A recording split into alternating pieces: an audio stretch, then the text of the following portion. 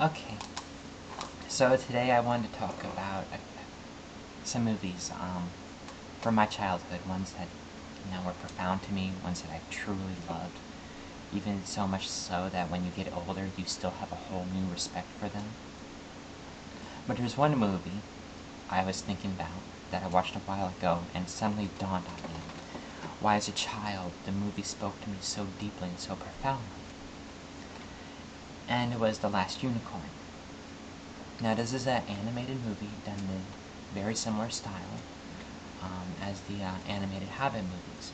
It has song and dialogue and everything. So you have this one unicorn who believes that she's the last of her kind. And she gets turned into a human. And she has to, she deals with the whole discomfort of being trapped in a body that she knows is not right for her, that she knows she shouldn't be in.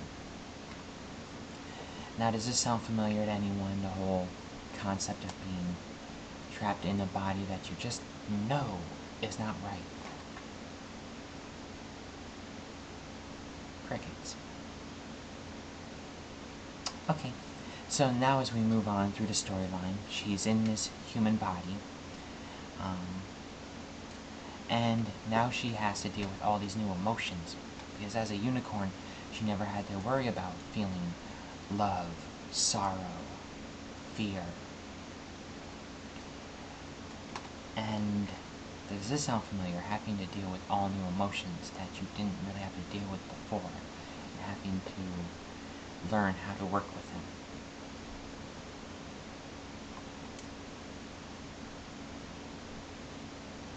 No? Okay. So, as time goes on, she ends up liberating all the unicorns. She falls in love. She doesn't want to become a unicorn again. She becomes very comfortable with this new female body of hers, but has to become a unicorn again because everyone else knows that's what's right. So she becomes a unicorn again, and now she has to deal with the fact that she's alienated from the rest of her kind because she's the only unicorn in the world that understands, truly understands what it's like to feel sorrow and feel love and feel fear. So she's now permanently an outsider from the rest of her people, even though people's probably not the right word. So that's another thing that kind of spoke to me, feeling like you're the only one that's different from the rest of your tribe or whatever. So although she may not have had a gender identity disorder, she definitely had a species identity disorder. Not quite the same thing, but still. And I know movies, everyone gets something different out of a movie. So yeah, and I know I'm waxing all intellectual about, a child's movie. But yeah, the most recent time that I watched it, that's what I got out of it. So a couple other things I wanted to talk about was Return to the Labyrinth and Legend of the Dark Crystal, because those are also some of my all-time favorite movies. Labyrinth and Dark Crystal. But Return to the Labyrinth is a sequel.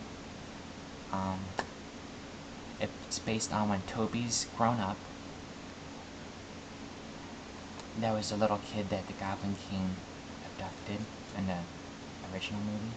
So Toby's all grown up, he's a teenager and everything, and he actually returns to the labyrinth. Very good storyline. When I was reading it and they, showed the Goblin King and everything, he still had that regal arrogance to him, which just was so him that I reconnected with the characters, so I felt they did a really good job. Now, as for Legend of the Dark Crystal, both of which are done by Tokyo Pop, see, it's got a little icon. It's more of a prequel, done, set where the Skeksis first kind of realize the prophecy and they're rounding up all the different tribes of Gelflings and everything. Still both good.